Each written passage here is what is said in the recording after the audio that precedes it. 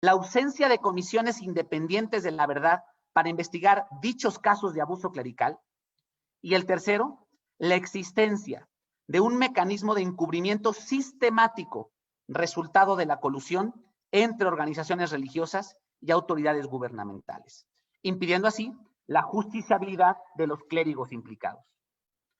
Las organizaciones religiosas, en particular la Iglesia Católica, recurren a distintas prácticas para imposibilitar las investigaciones en contra de sus miembros, mismas que han sido toleradas y aceptadas por varios estados de la región. Estas son la destrucción, alteración y omisión de información de informes que documentan casos de abusos sexuales, la celebración de acuerdos extrajudiciales con los sobrevivientes, una práctica que ha prevalecido especialmente en los Estados Unidos, donde se han alcanzado poco más de 5,679 acuerdos por un monto estimado de $200 millones anuales en acuerdos reparatorios.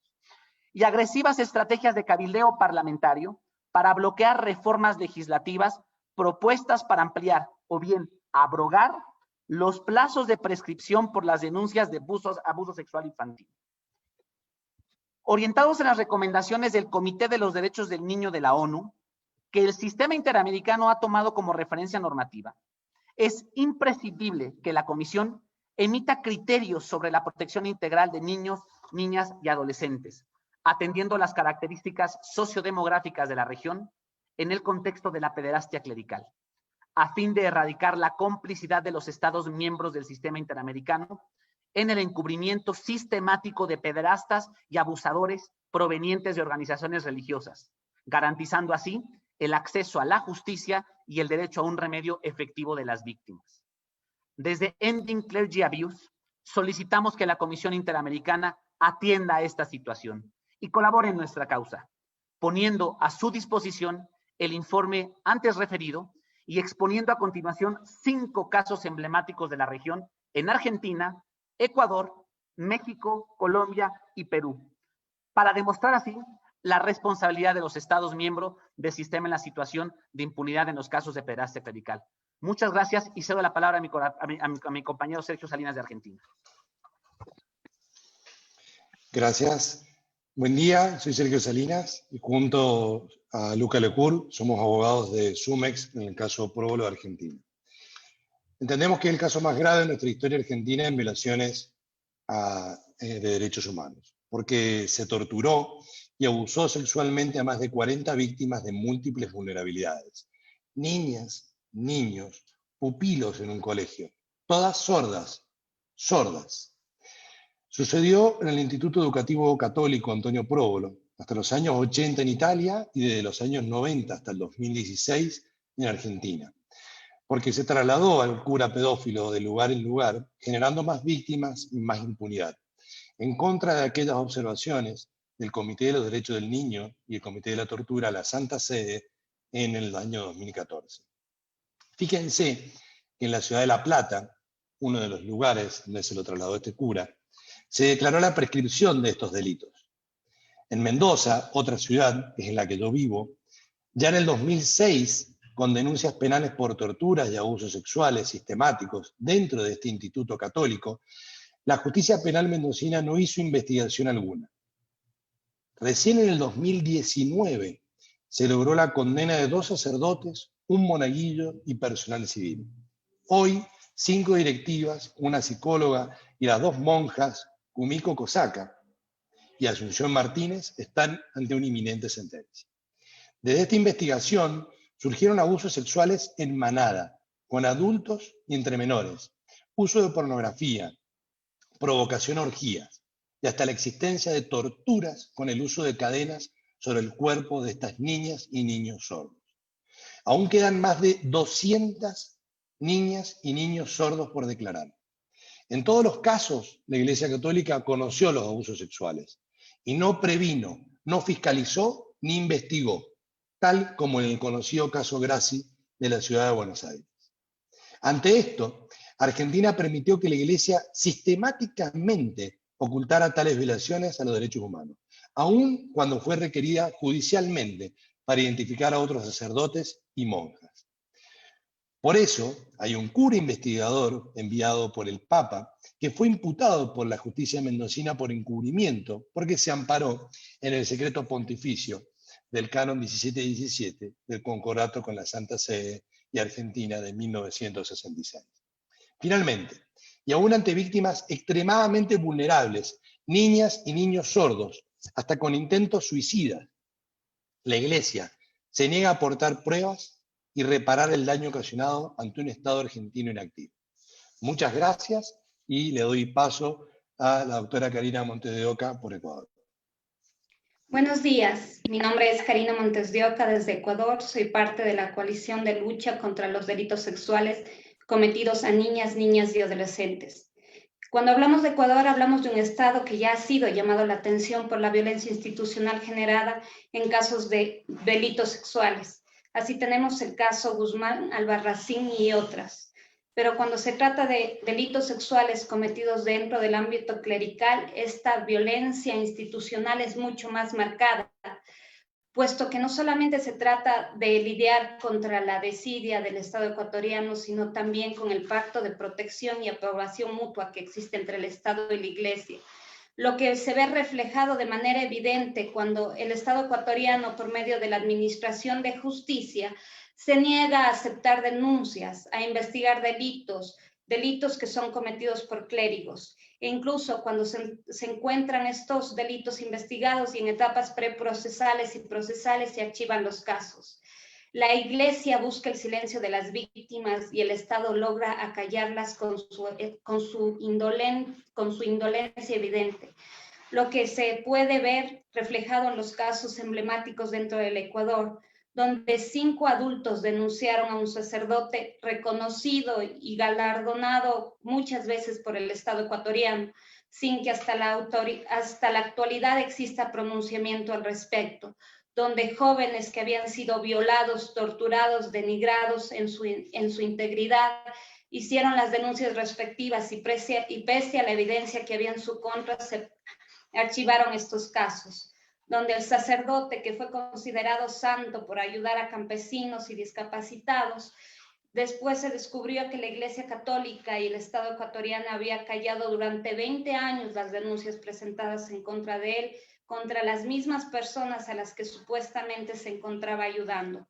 Las víctimas se encuentran en estado de vulnerabilidad, jamás se las ha restituido en sus derechos y mucho menos se puede hablar de una reparación integral que les corresponde. Le doy el paso a mi compañero Alberto.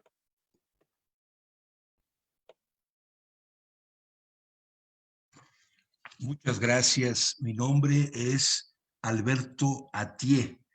Les saludo y agradezco su disponibilidad a atender esta problemática tan importante en todo el continente americano y en todos y cada uno de los países miembros de la Organización de los Estados Americanos. Fui sacerdote católico por 20 años y descubrí la pederastia clerical atendiendo un caso, el de un exlegionario de Cristo que luego se extendió y llegó hasta cerca de 100 casos, lo que me llevó a descubrir la enorme cantidad de casos existentes en el mundo y en particular en América, desde Canadá hasta Argentina.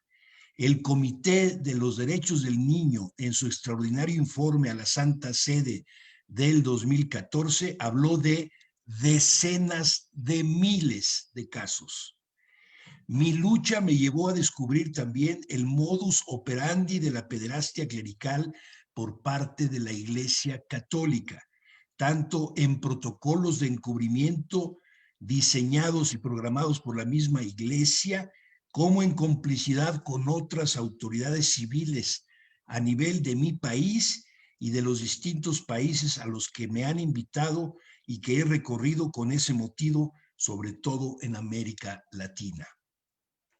Ante la fuerte presión en mi contra con acusaciones públicas por haber traicionado a la Iglesia y recibir incluso descalificaciones e intentos de silenciamientos hacia mí de parte de mi arzobispo, el cardenal Norberto Rivera, incluyendo el ofrecerme a hacerme obispo a cambio de mi silencio, por mi rechazo tuve que salir de mi país, me fui a Chicago y desde ahí me percaté con el caso del cardenal Bernard Law de Boston, que el mismo modus operandi existe también en los Estados Unidos y luego en otras partes del mundo. Por este motivo, me encuentro luchando en medio de cientos y tal vez de miles de casos de niñas y niños agraviados por delitos de pederastia clerical pendientes en mi país y esperando que sean reconocidos y en su caso llevados a los tribunales correspondientes, como se lo pidió explícitamente el Comité de los Derechos del Niño a México en 2015 y no se ha llevado a cabo ningún caso en particular. Hoy les hablo como un ciudadano más que lleva luchando más de 40 años a favor de los derechos humanos de todos los seres humanos en este planeta, en particular de las niñas y de los niños. Incluso en estos días me encuentro ante un amparo que yo he denominado condicionado y que me otorgará la Corte en México si y solo si la autoridad competente reconoce que encubrir y proteger a los pederastas de presuntos delitos graves contra niñas y niños y de tratos inhumanos y degradantes cometidos en contra de ellos es también grave. De lo contrario, no tendremos acceso a la carpeta y la sociedad mexicana no podrá conocer la verdad de lo sucedido, como ustedes lo han afirmado y ratificado en varias ocasiones a varios países de América, incluyendo el nuestro. Por todo lo anterior, les pido su intervención institucional como Comisión Interamericana a favor de los derechos humanos, tanto a nombre de miles de niñas y niños que sufrieron y sufren actualmente múltiples formas de agresión y malos tratos, para poder acabar con todas las formas de violaciones graves a sus derechos y todas las formas de encubrimiento y protección de delincuentes en nuestro continente. De lo contrario, seguiremos en la larga noche de la oscuridad que nos ha caracterizado durante tantos años y que nos ha hecho tanto daño a nuestro desarrollo democrático y al fortalecimiento del Estado de Derecho en nuestro país. Muchas gracias por su atención y muy amables. Buenos días, mi nombre es Andrés Zárate, abogado mexicano y consultor asistente en este proyecto. En Colombia, el caso del periodista Juan Pablo Barrientos constituyó un precedente positivo respecto a la transparencia y acceso a la información sobre los abusos cometidos por miembros de organizaciones religiosas en ese país. Tras emprender una investigación relativa a los casos de pederastia clerical ocurridos en territorio colombiano, Barrientos solicitó a las autoridades de su país información sobre los sacerdotes que presuntamente habían cometido distintos actos de abuso sexual.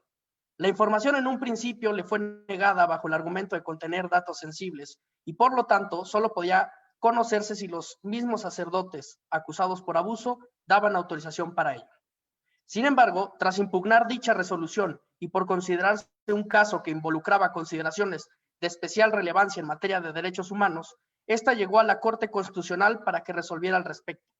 El máximo tribunal determinó que la Arquidiócesis de Medellín, quien se negó a la solicitud, estaba obligada a garantizar el acceso a la información, obligándola a entregar toda la documentación solicitada por el periodista.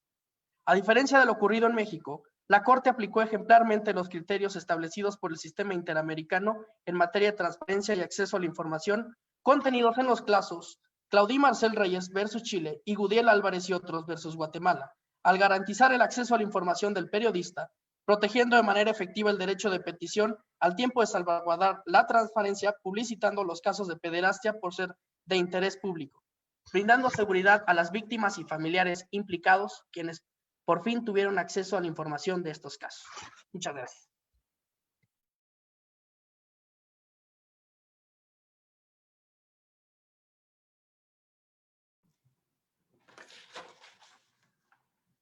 Yo pregunto, por favor, hay aún tiempo, hay el tiempo de 5 minutos más, si la sociedad civil quiere hacer uso o no, por favor.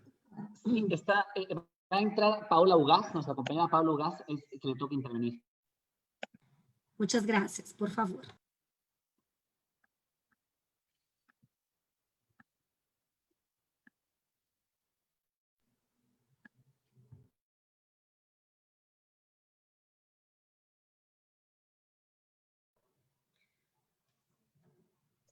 Por favor, Paola, por favor, tiene la palabra. Ahora está. Buenos días, ahora sí. ¿Qué tal? Soy Paola Ugaz, soy periodista y desde el año 2010 investigo al Sodalicio, que es una organización católica en Perú, y publicamos el 2015 un libro llamado Mitad monjes, mitad soldados, que exponía abusos físicos, sexuales y psicológicos hacia las víctimas, hacia sus miembros. El libro se publicó en el 2015, como ya dije, y los ataques contra Pedro Salinas y contra mí empezaron en inicios del 2018 a mi compañero Pedro Salinas y yo. El arzobispo del Sodalicio, que está en Piura, al norte del país, nos denunció por separado por difamación agravada. Gracias a la intervención del Vaticano, el arzobispo Eguren retrocedió y cerró los juicios contra Pedro Salinas y contra mí. Pero eso no ha impedido que el Sodalicio siga hostigándonos a mí y a Pedro. Irónicamente, hasta hoy, el único condenado en el caso Sodalicio es el periodista que los investiga desde el año 2010. Me refiero a Pedro Salinas.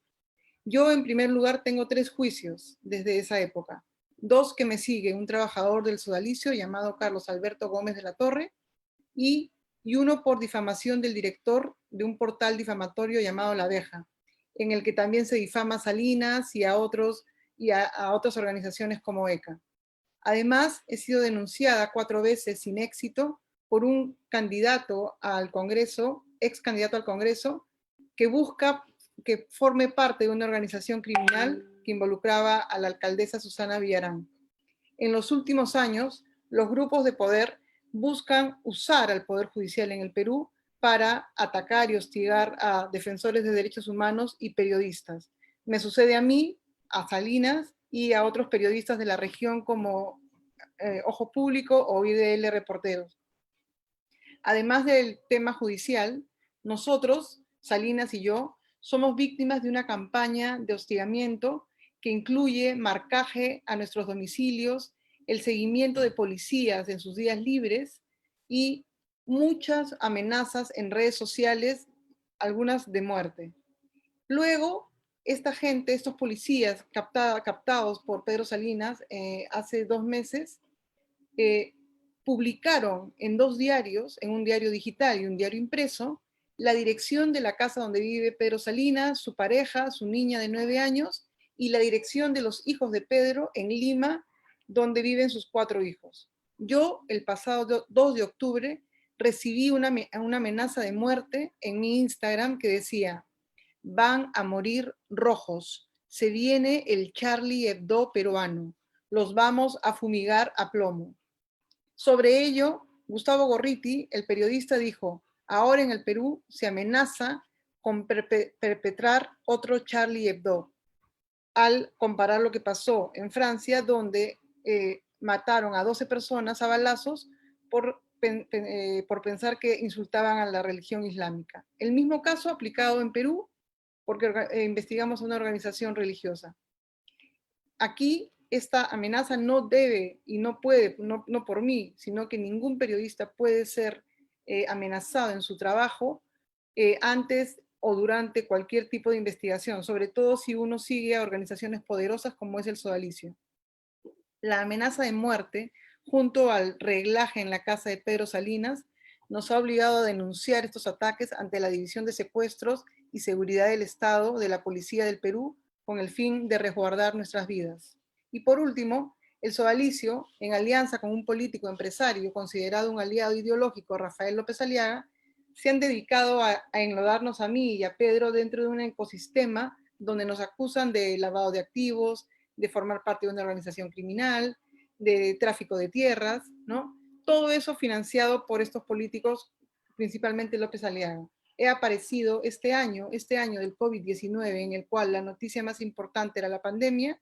Paola Ugaz, una periodista, ha aparecido 5 veces en 5 portadas y donde se me ha acusado de cosas tan estrambóticas como liderar una red de comercialización de uranio y plutonio con la familia Vargas Llosa en Piura, y así entre otras bajezas.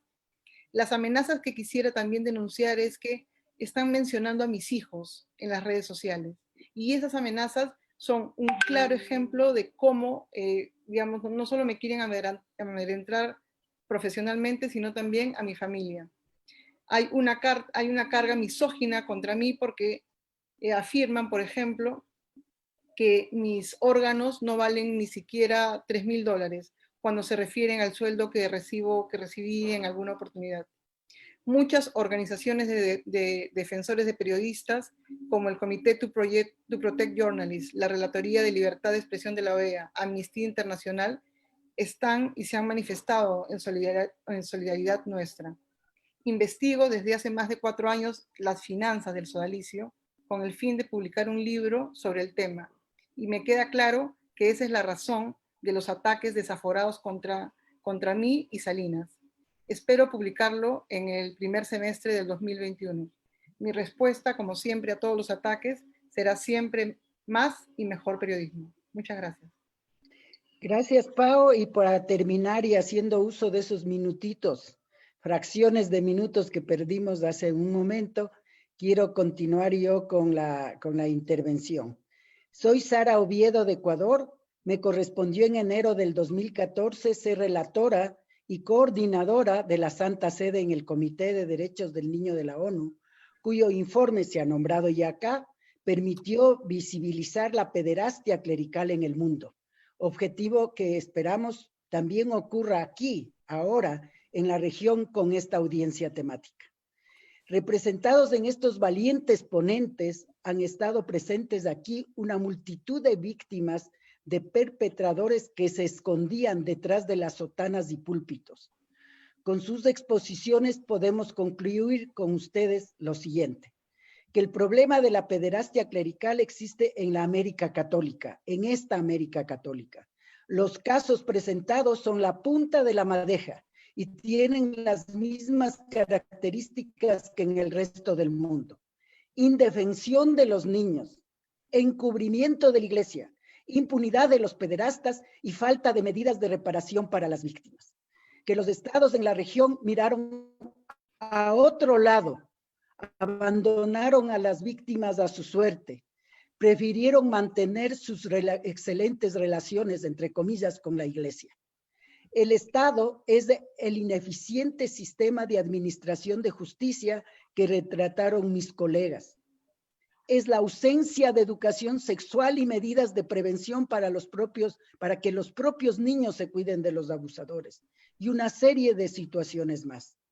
Que los estados tienen una gran deuda en este tema y que es hora justamente que instancias como la de ustedes les comiencen a preguntar sobre tanta irresponsabilidad.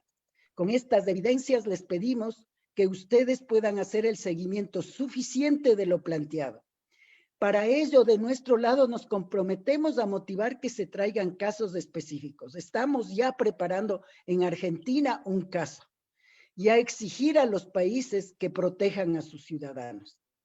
Pedimos que elaboren un informe porque preocupa el mal ejemplo que causa la impunidad de los pederastas de la iglesia en este continente.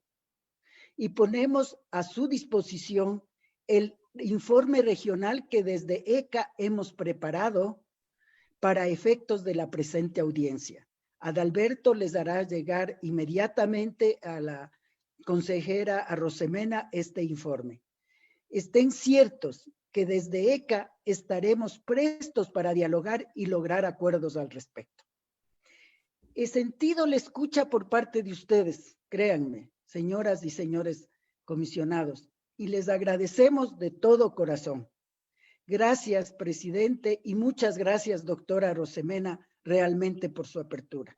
Buenos días. Muchas gracias. La Comisión Interamericana de Derechos Humanos valora muchísimo esta audiencia, la valentía de los participantes, de dar la voz a las víctimas, de debelar el silencio, de debelar, ¿no?, a la impunidad, de clamar por justicia, por derechos, a todo nuestro reconocimiento, nuestro compromiso más firme y absoluto. Estamos en esta causa. Justamente en la conclusión, la ausencia de defensa de niños, niñas y adolescentes que merecen, son merecedores de la protección integral e interés superior, ¿no? Entonces, con esto paso la palabra de inmediato a nuestra relatora para la niñez, la comisionada Esmeralda, por favor, para sus consideraciones. Muchas gracias, señora vicepresidenta. Mi saludo respetuoso y solidario a todos los participantes en esta audiencia. Realmente un hito. Creo que representa para la Comisión Interamericana colocar un tema tan importante en esta agenda de los derechos humanos, de lo que esto efectivamente implica en la vida de tantos niños y en el transcurrir del tiempo, tantos adultos que sabemos que solo siendo adultos han podido librarse de esa carga y denunciar. Creo que el trabajo que están ustedes realizando a través de ECA y a través de las otras organizaciones, poder contar con una información tan importante, tan valiosa, un reconocimiento de una realidad que está detrás de este abuso.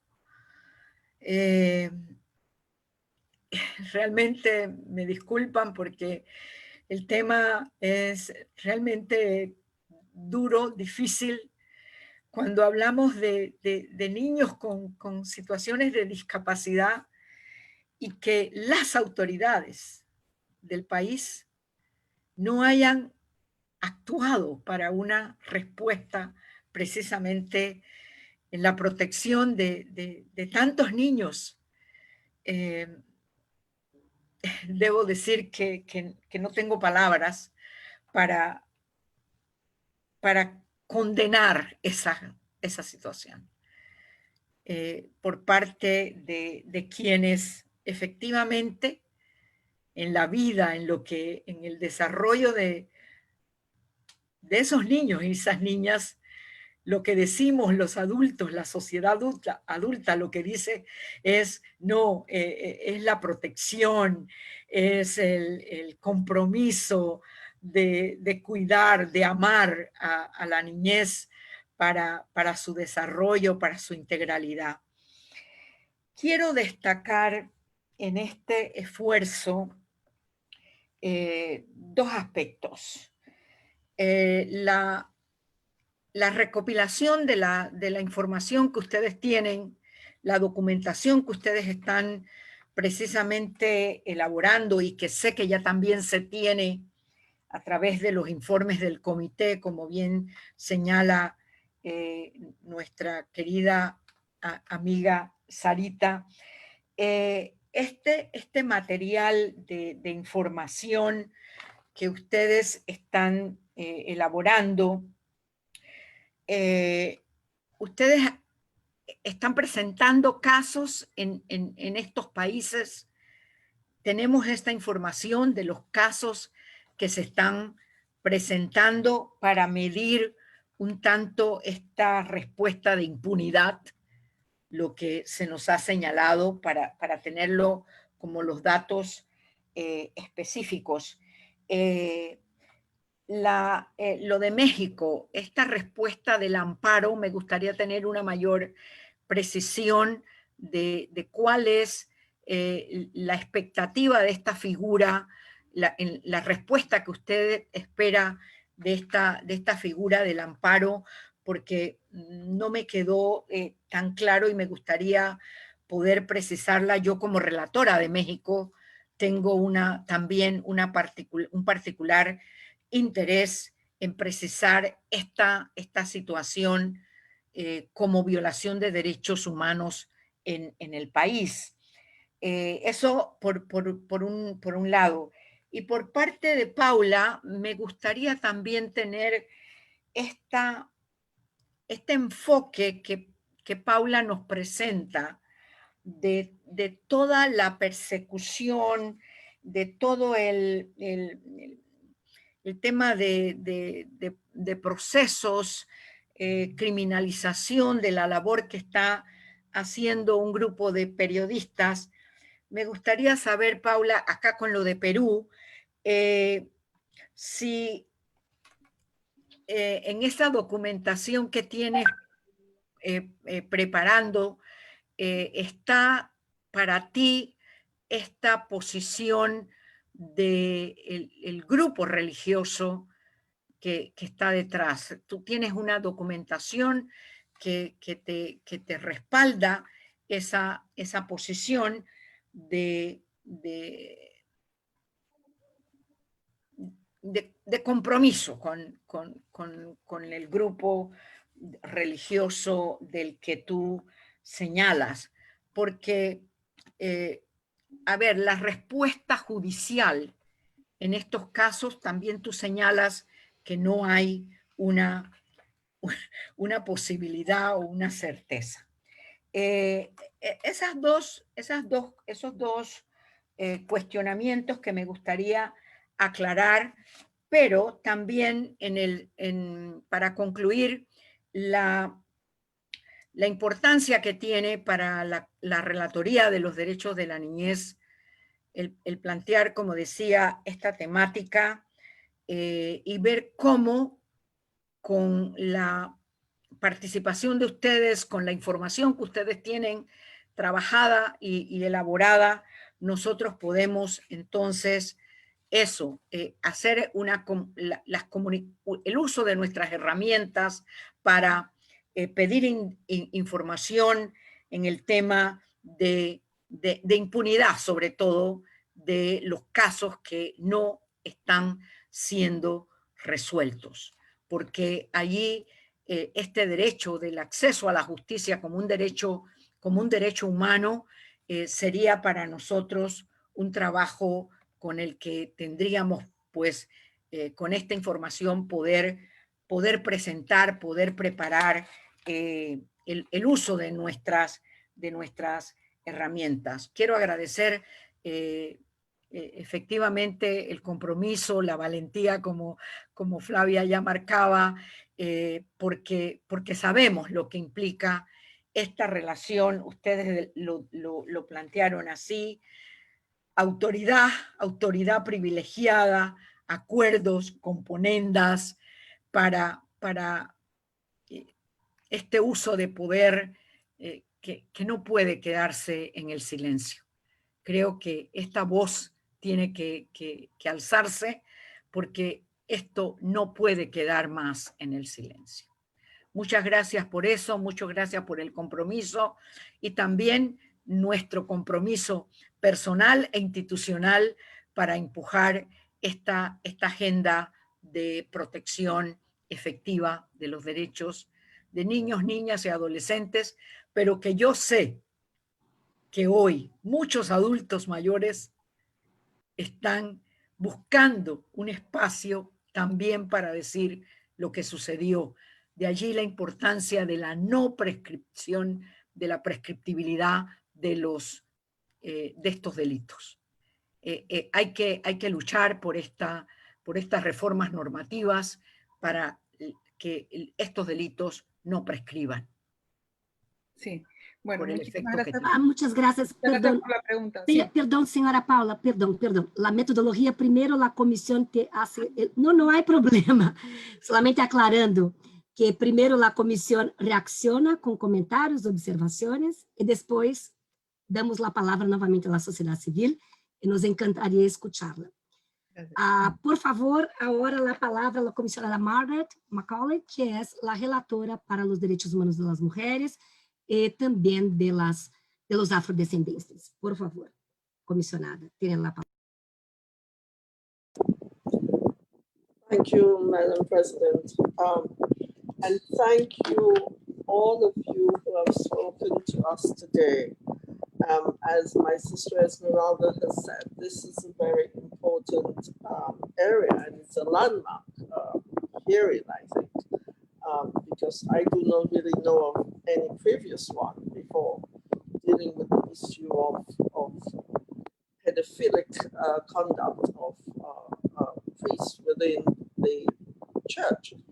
Can I just ask whether you were referring only to the Roman Catholic Church or the Catholic Church, which is a much wider institution and covers the Greek Orthodox and several others. As in fact, I was having a discussion recently about that, because there are many facets of the Catholic Church, but there is one of them is the Roman Catholic Church.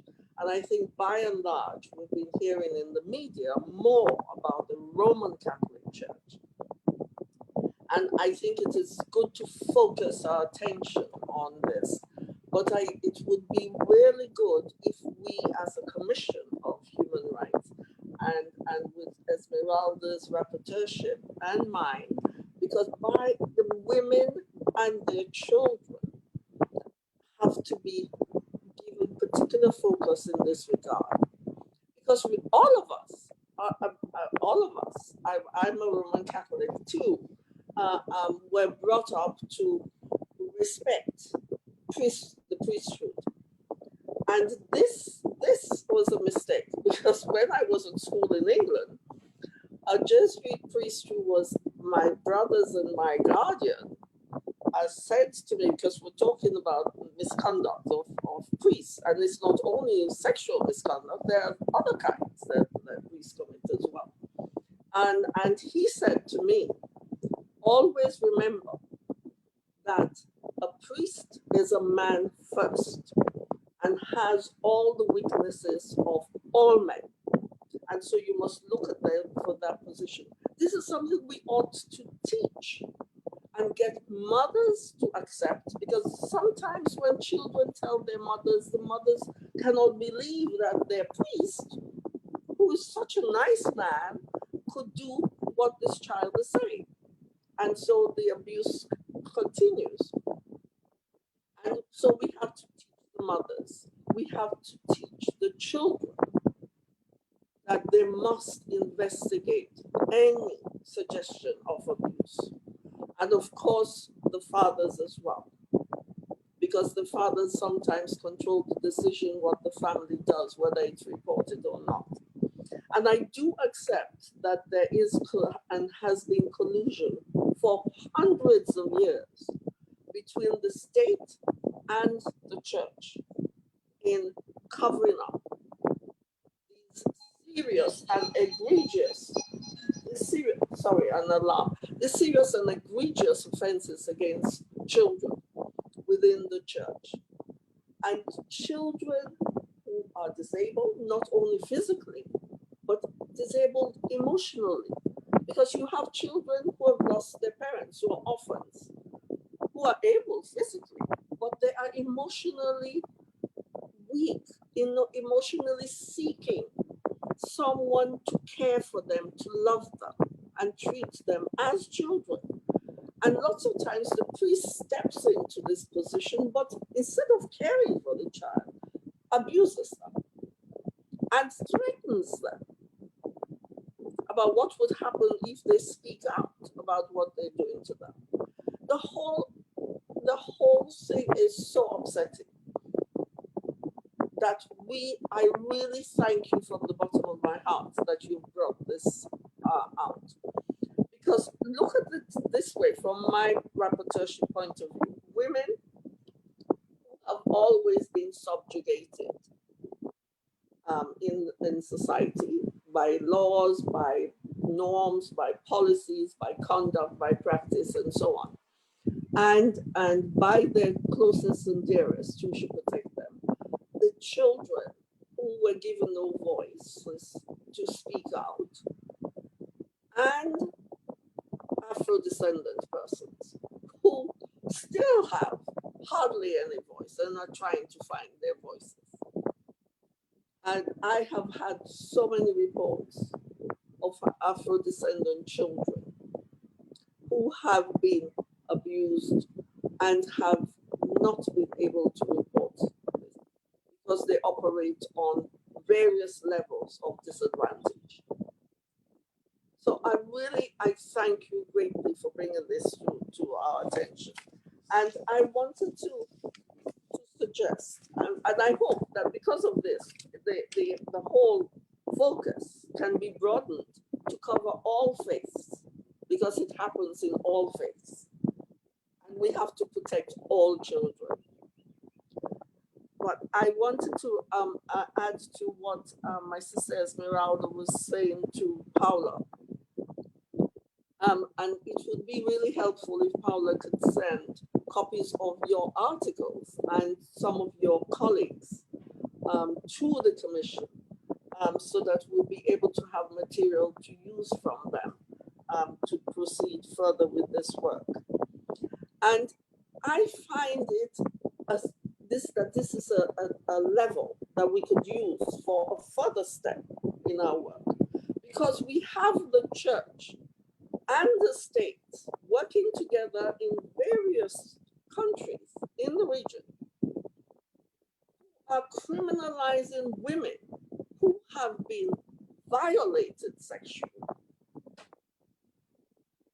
Or they say, and even when they have a natural miscarriage, they criminalize them and send them to prison, sometimes for terms upwards of 30 to 40 years.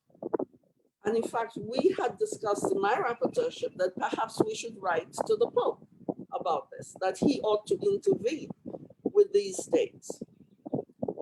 Because how can the church have priests and bishops and archbishops and cardinals who violate children, young women, and so on, dare to tell and support states who send women to jail when they of necessity have a termination, either naturally or by medical assistance? How dare they?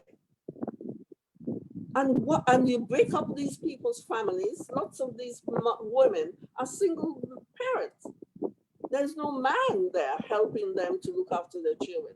And they take the mother away and take the protection that these children need in their home life. So I really hope that we can work closely together. And Father Atia, I hope we can work closely together, because you are a valuable asset in this, having been a priest. And that we could all work together very closely to achieve real transparency, real accountability in this regard, because they're too few. They are starting to be accountable, but it's too few and far between. We need a lot more of this. Thank you so much again. And I know my learned sister, Julissa, wants to intervene. Thank you.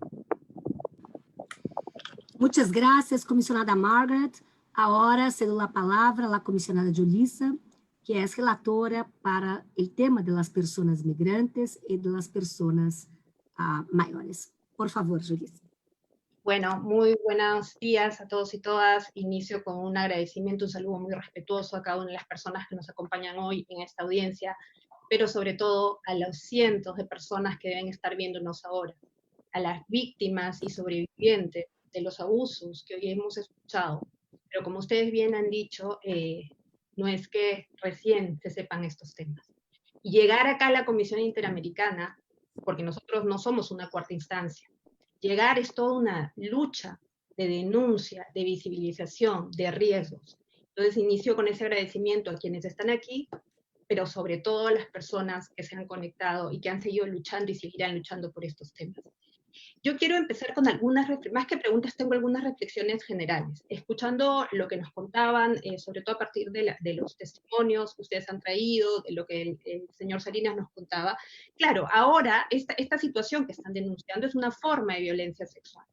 Y la violencia sexual se basa, digamos, que tiene diferentes manifestaciones, ¿no? Entre las cuales está la violación sexual, y ahora ya, conforme se han descrito, se habla de la violencia sexual como tortura, y si uno revisa los elementos básicos del derecho internacional de los derechos humanos, la prohibición de la tortura en todas sus formas es una norma imperativa, no depende de su reconocimiento ni de un tratado, ni de una norma, y es tan grave la situación de tortura, que la jurisprudencia de nuestro sistema interamericano es enorme y valora al momento de las reparaciones el daño al proyecto de vida. El proyecto de vida en general, y cuando la víctima es un niño o una niña, ese proyecto de vida dañado desde tan temprana edad tiene que reconocerse de manera directa. Pero además hay una continuidad, y yo como relatora de personas mayores también quiero resaltar ese tema. El daño que se puede hacer en la niñez, el tiempo que tiene que pasar para atreverse a poder contarlo y a que te crean, puedes llegar, y como se han visto en muchos casos, a ser una persona mayor que ha venido durante años y años exigiendo algo que es la esencia de los derechos humanos, que es la justicia. Por eso es que, como es una prohibición de la tortura, una norma imperativa, hay una obligación establecida de la persecución penal, y el sistema interamericano tiene estándares muy claros, donde no se puede permitir amnistías, prescripciones que se usen para consolidar impunidad en estos casos. En esa línea también quiero resaltar algo, pensando directamente en las víctimas, porque este es el análisis que quiero dar. Hay un principio de los estados, de debida diligencia reforzada, cuando hay un riesgo conocido, cuando el Estado podía conocer y sabía que esto estaba sucediendo.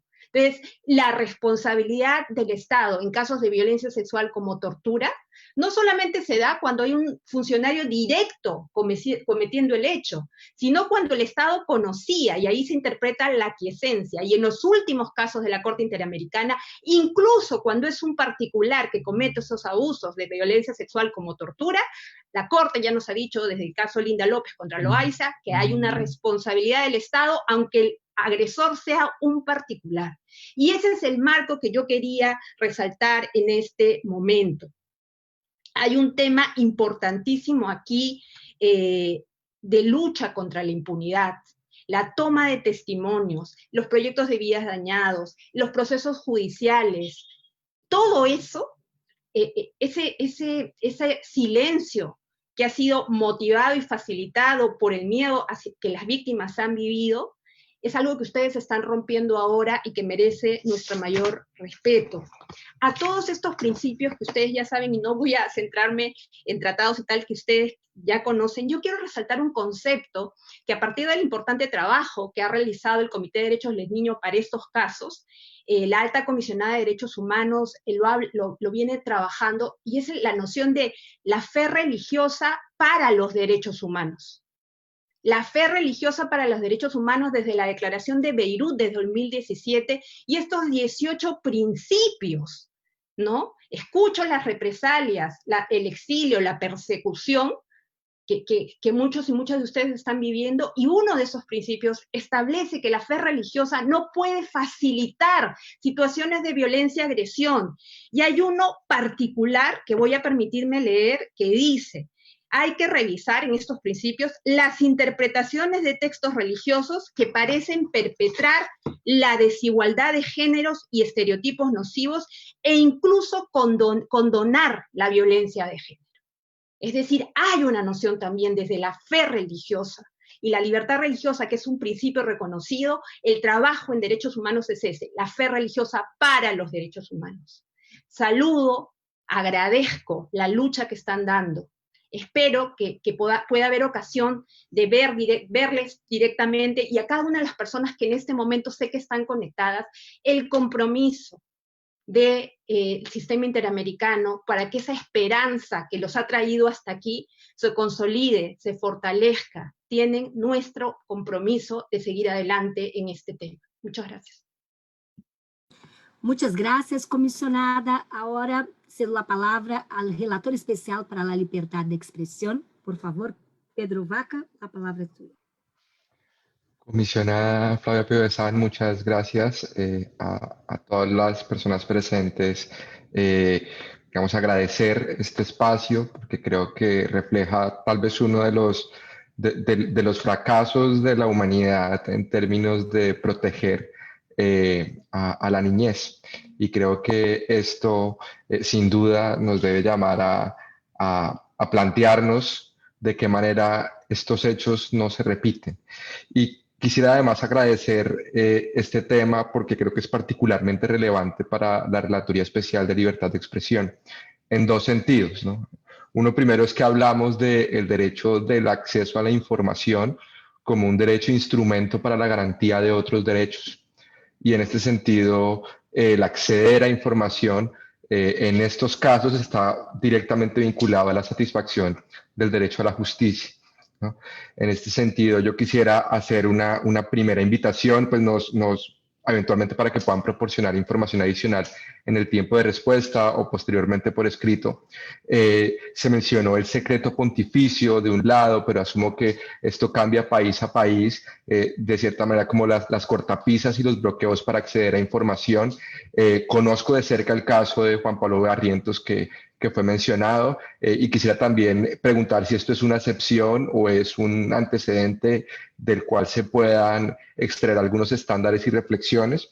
Pero digamos que hay un primer ámbito de acceso a la información y de la negación de esa información en el entorno de la eventual satisfacción del derecho a la justicia.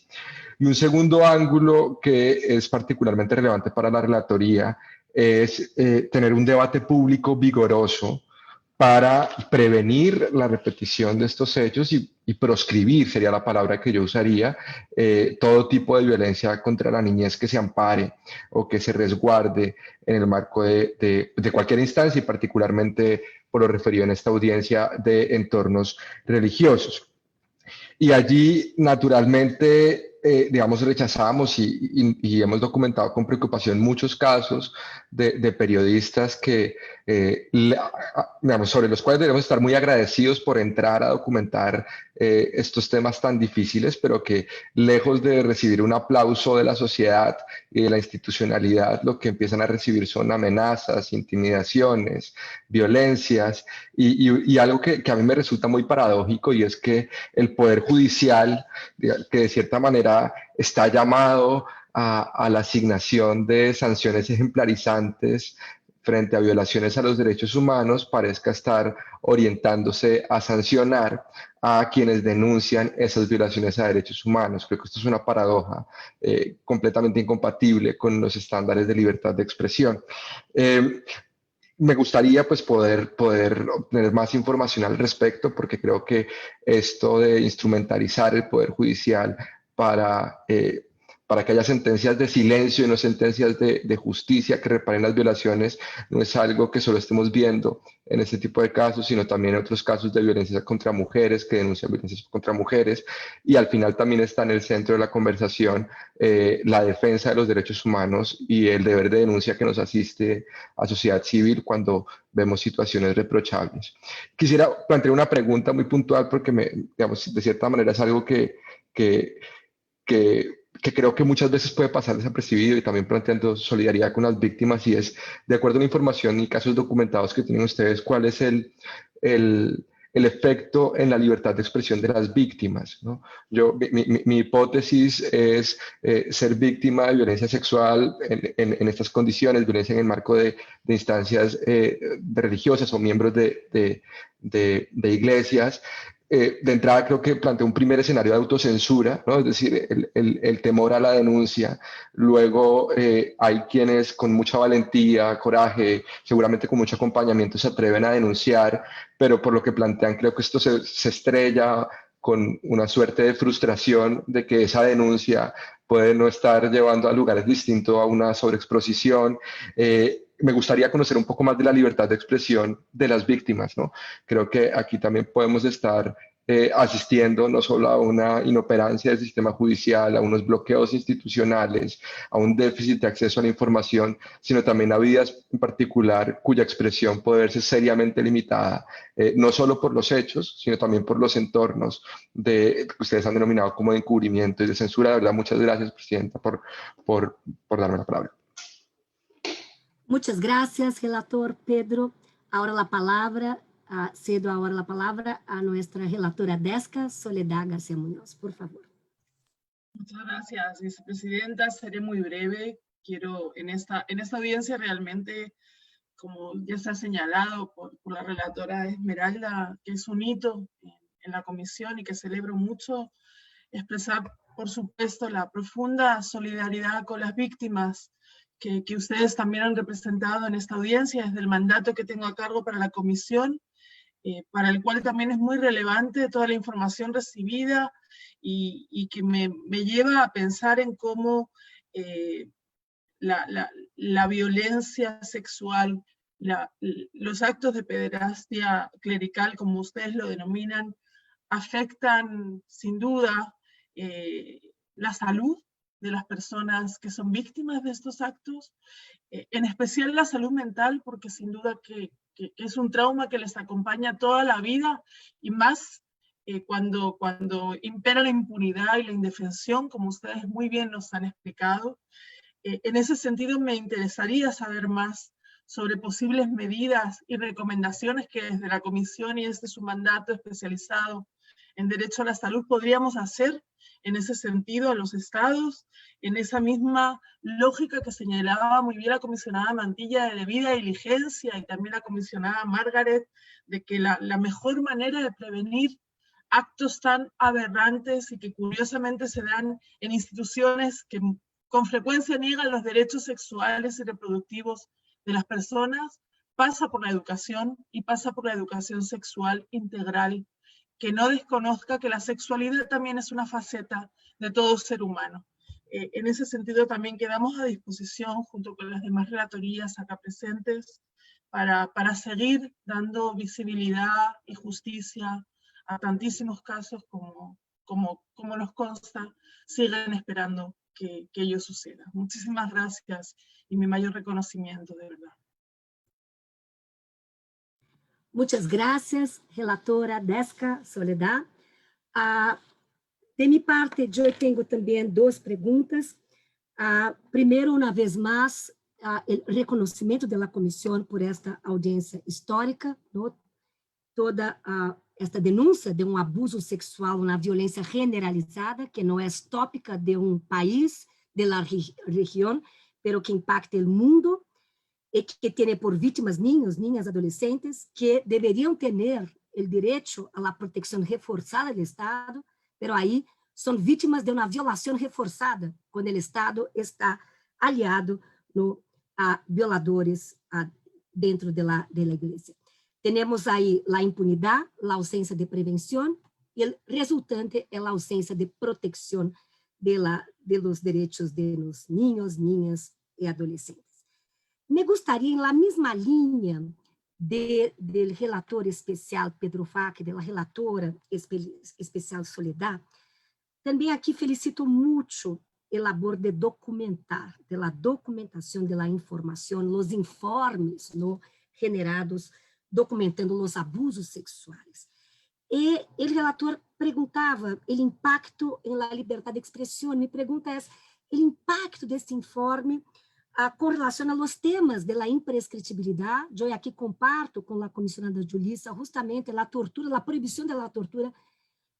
É tema de ius cogens, ou seja, nada justifica o abuso sexual, nada justifica a tortura. Há dever, ¿no?, de tomar as medidas, de prevenir, investigar, sancionar, ¿no?, e reparar.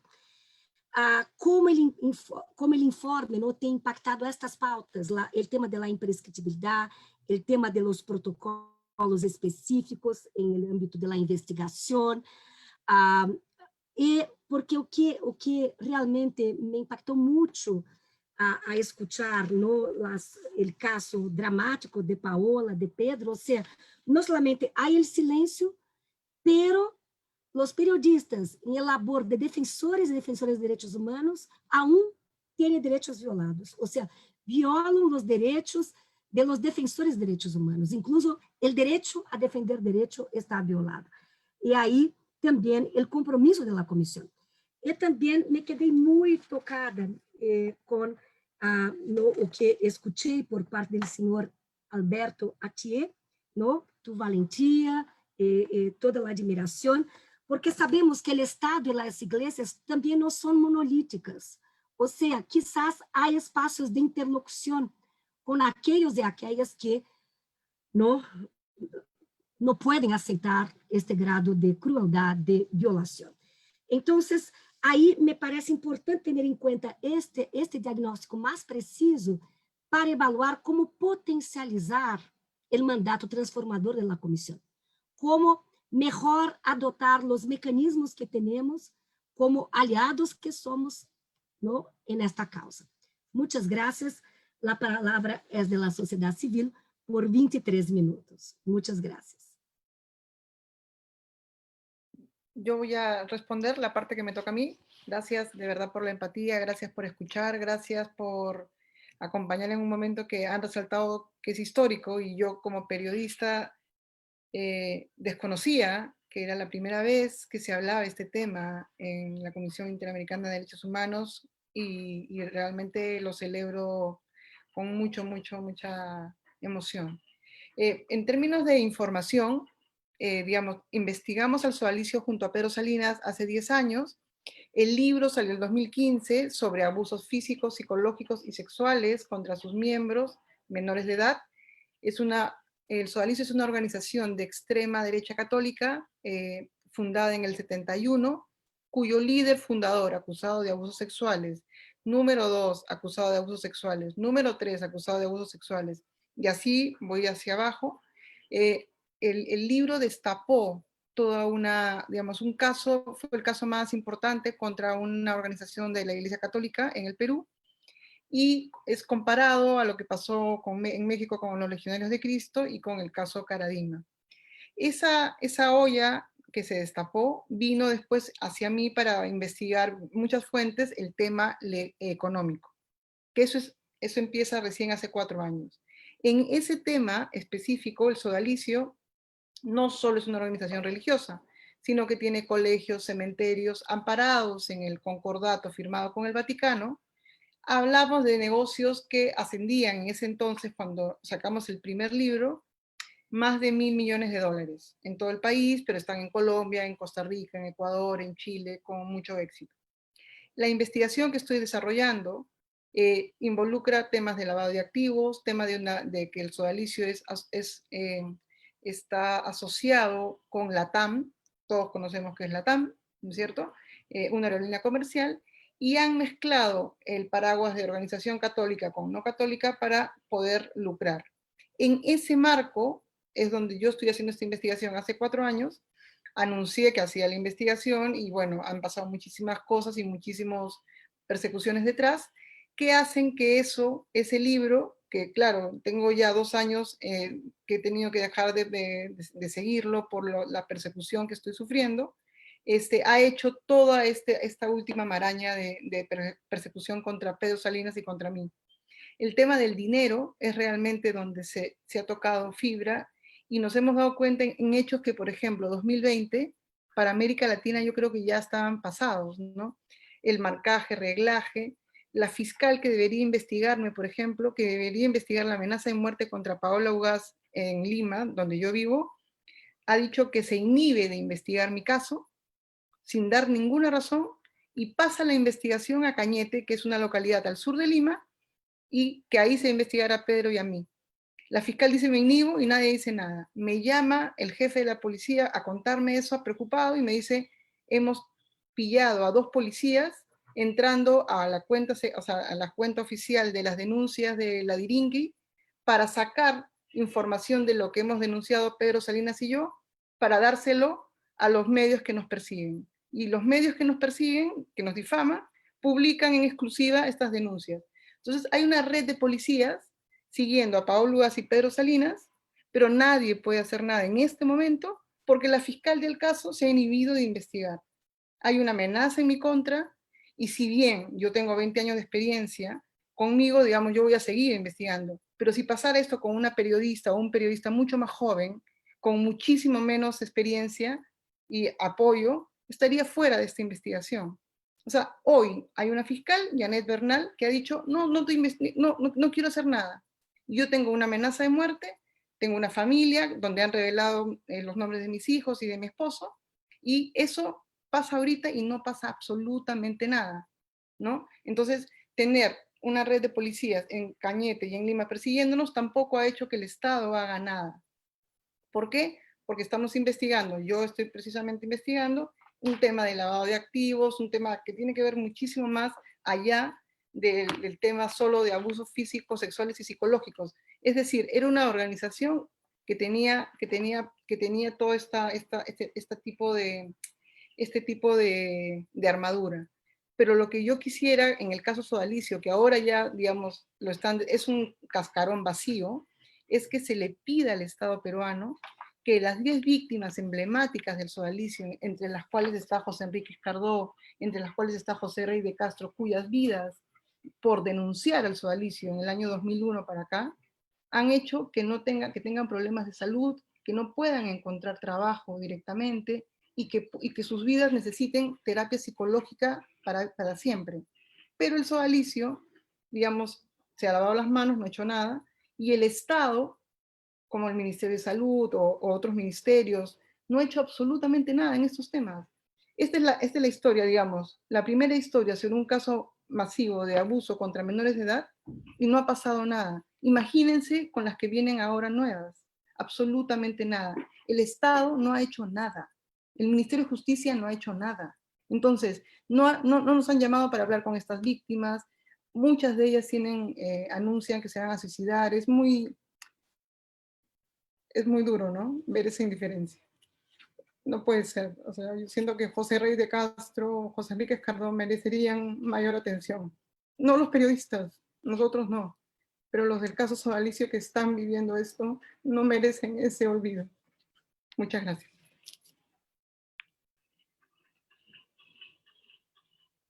Alberto, por favor, si puedes seguir. Sí, muchas gracias. Bueno, quiero decirles que me encuentro sorprendido y profundamente agradecido de la sensibilidad de ustedes, todas y todos los de la Comisión Interamericana en este espacio y las formas diversas en las que se han expresado, que me tiene verdaderamente sorprendido, agradecido y reconocente de esa sensibilidad tan enorme y grande de abrir este espacio. Gracias a Adalberto, gracias Sara, por este espacio de oportunidad. Comienzo diciendo rápidamente que con mucho gusto estamos en la mejor disposición de aclarar el significado y los alcances del amparo, comisionada Esmeralda, que cuando usted guste le podemos hacer llegar todo el amparo y ver precisamente la forma en la que, gracias al licenciado Alberto, que nos ha ayudado a entender, le llamamos un amparo condicionado, precisamente porque no respeta la libertad de expresión, no respeta el derecho a la verdad, no respeta precisamente de manera clara como lo hizo la Corte en Colombia, precisamente sobre el caso que llamamos Barrientos y que creemos que el caso de Colombia es mucho más claro, preciso y contundente de reconocer estos derechos fundamentales y que en México estamos sumamente atorados al respecto y que la impunidad es una verdadera tragedia histórica, no solo porque aplasta de manera contundente y brutal los diversos clamores de muchas víctimas, incluyendo obviamente niñas y niños, sino también la complicidad entre autoridades y luego obviamente la injerencia indebida de una presencia histórica como ha sido la de la Iglesia Católica en particular, que tiene una fuerza gigantesca y enorme en el continente latinoamericano en especial, y en parte de Estados Unidos, parte de Canadá. La segunda cosa, con la comisionada Margaret, le agradezco mucho sus preguntas. Ojalá podamos responder a ellas de manera adecuada. Creo que el comité ha ayudado mucho a esclarecer precisamente que el Código de Derecho Canónico es un gran instrumento para entender exactamente los alcances. Pero quiero recordarles que el documento que se llama precisamente Crimen Solicitaciones de 1962 se dirigió a todas las iglesias que están en el ámbito jurídico de la Iglesia Católica, no solo la romana, sino también el rito oriental y otras, y que precisamente esta forma de injerencia amplía mucho la capacidad. Y sobre todo a su pregunta, comisionada, ¿cómo cerrar este capítulo? Yo diría sí, y necesitamos de su presencia y de su intervención como autoridad en materia de derechos humanos para lograr cerrar este capítulo, pero con la verdad y el acceso a la justicia y no con la impunidad, la secrecía y el silenciamiento como se ha hecho durante tantos años. Ojalá podamos cerrar este capítulo y pasar a los derechos, a la verdad, a la justicia y a la protección de tantas niñas y niños, en particular, como lo decía precisamente la comisionada Julissa, en lo que se refiere a los daños a la vida, a la salud, al desarrollo y tantas cosas, precisamente por las diferentes formas de violencias que existen en la materia. Y quiero señalar 3 aspectos fundamentales. Uno, el tema del enorme, gigantesco clamor de tantas víctimas, niñas y niños en nuestro continente, que gritan desde pequeñitas hasta adultas y adultos, gritando y pidiendo y exigiendo justicia y no ser escuchadas. Segundo, la enorme impunidad complicitaria entre autoridades civiles y religiosas. Y tercero, la permanente injerencia indebida de muchas formas de la Iglesia Católica en nuestro continente, de manera especial en el continente americano. Y finalmente quisiera señalar, y estoy totalmente de acuerdo con la comisionada Julissa, de que necesitamos relacionar la fe o las fees religiosas con los derechos humanos y de manera tal que no sean lastimadas ni mujeres ni otras personas al interior de las instituciones religiosas y mucho menos en las sociedades, condenándolas a muerte o a formas diferentes de violencia y de discriminación, ¿no? Y entonces termino simplemente diciendo lo que se fue mencionado. Este encuentro, licenciada comisionada Flavia, es un hito, sí, es un hito, implica un nuevo paradigma, un nuevo paso para superar estas formas distintas de silenciamiento que han llevado a una especie de vacío, pero un vacío lleno de clamores, de dolores, de sufrimientos que no han recibido una respuesta del Estado mexicano. Y por lo tanto, esta ausencia de la protección resulta una tarea permanente de la Comisión, sea a través de informes como el que se ha llevado a cabo, como a través, si ustedes gustan, de testimonios. Ojalá logremos que toda América sea un continente de la imprescriptibilidad, no solo en materia de tortura y daños graves, sino también obviamente en materia de que podamos escuchar todas las voces para ver cómo darles cauce de acceso a la justicia, efectivamente. Y por supuesto que cuentan con nosotros en mejorar los diagnósticos y los informes que requieran para poder coadyuvar de la mejor manera a que se haga justicia en esta materia tan anhelada, tan necesaria desde hace tantos años en tantas niñas y niños que creyendo y confiando en las instituciones religiosas terminan siendo destrozadas en su humanidad y marcadas para siempre. Y eso no lo podemos aceptar. Muchas gracias. Gracias. Primeramente agradecer profundamente la comprensión de todas y todos, de las y los comisionados, así como de las y los relatores. Realmente llegar hasta aquí ha sido un tanto complejo. Junto con Sara nos ha tocado liderar este esfuerzo conjunto desde ECA para poder llegar a este momento. Y sí quiero arrancar un poco mencionando que el primer statement que tenemos que dejar muy claro es que no es un tema, digamos, de fe. Estamos hablando de un tema terrenal, estamos hablando de personas que están cometiendo delitos. La religión la tenemos que dejar a un lado porque estamos hablando de gente que está cometiendo ilícitos. Al final del día, esta situación impacta directamente y principalmente a los derechos de los niños, niñas y adolescentes. Pero desde ECA hemos también logrado mapear otras vulneraciones importantes. Por ejemplo, en el caso de Canadá, todas las comunidades indígenas que fueron abusadas por los clérigos en Canadá. Tenemos un amplio estudio, incluso allá se generó una comisión de la verdad sobre el tema, misma que en nuestro informe que hemos hecho y que queremos poner a su disposición, la estamos relacionando porque ha sido uno de los grupos vulnerados más fuertemente, digamos, aquejados por esta situación. Las comunidades indígenas que han sido, digamos, víctimas de abusos sexuales, físicos y psicológicos por parte de misiones de organizaciones religiosas. También el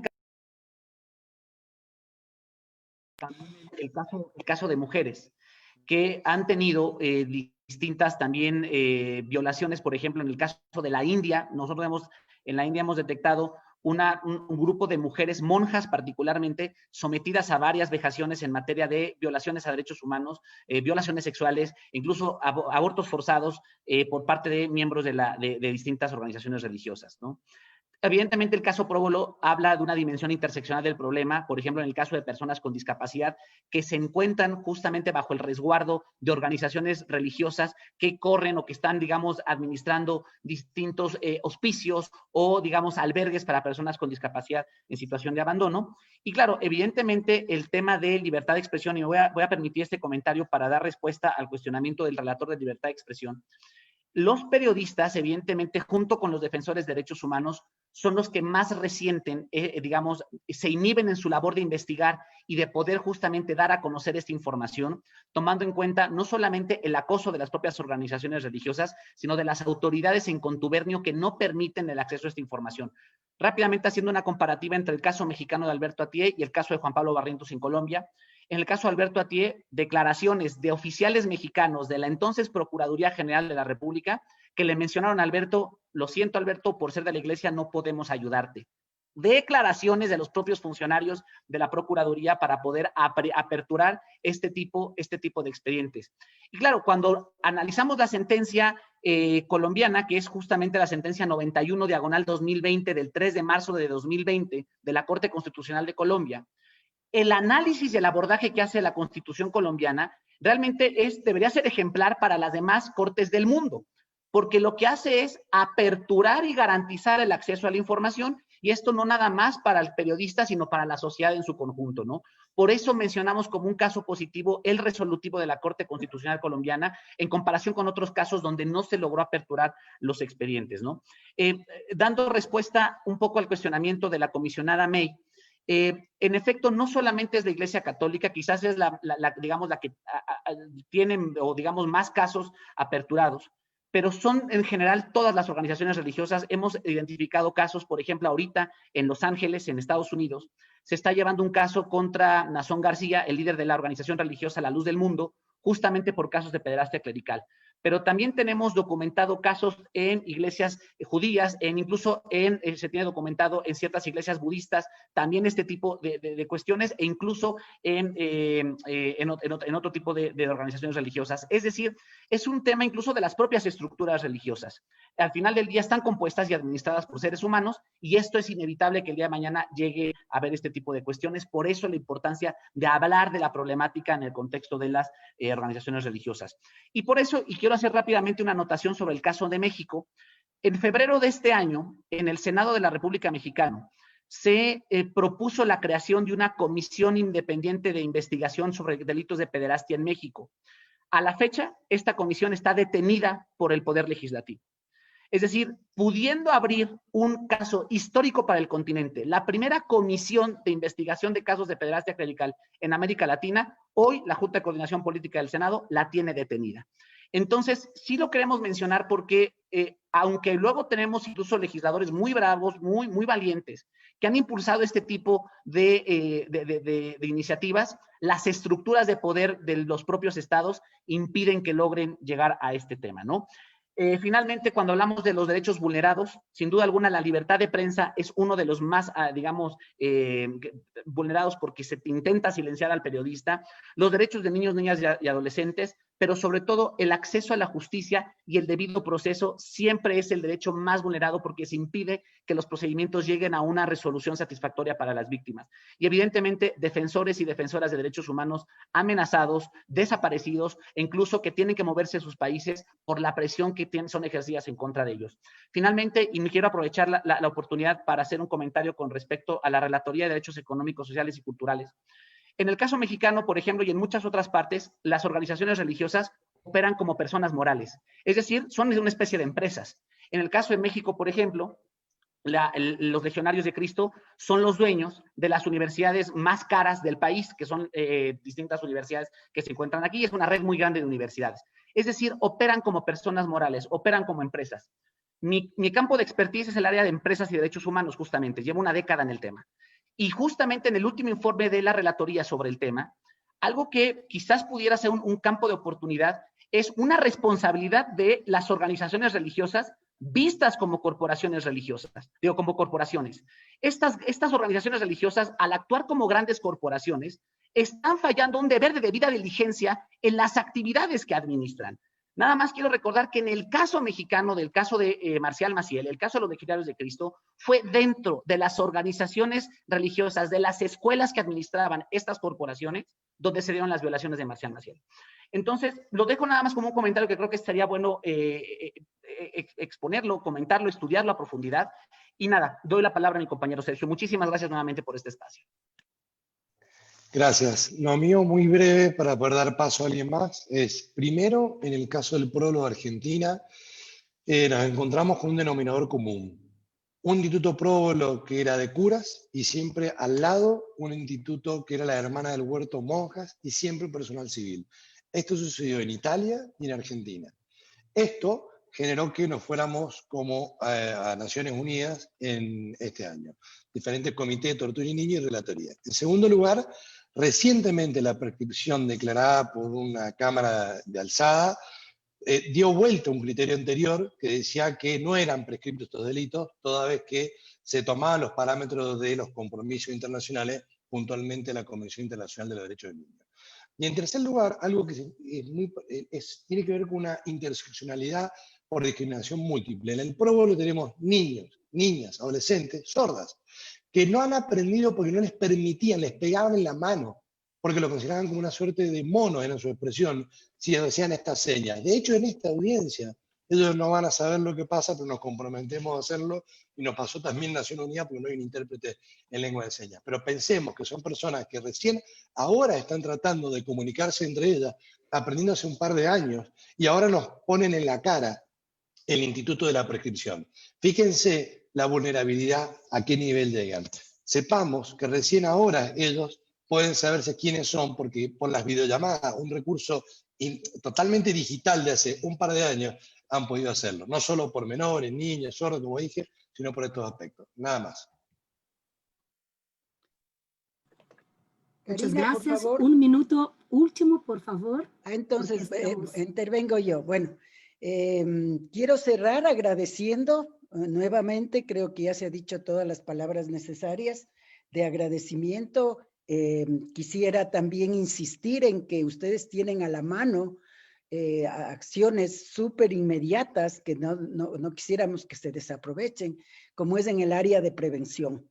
Creo que hay que hacer una mención especial en este rato a todos los estados sobre la educación sexual a niños, niñas y adolescentes. Todos estos problemas que hemos analizado tienen que ver con un manejo de la sexualidad humana, con el poder instalado en manejar la sexualidad humana con determinado tipo de intereses.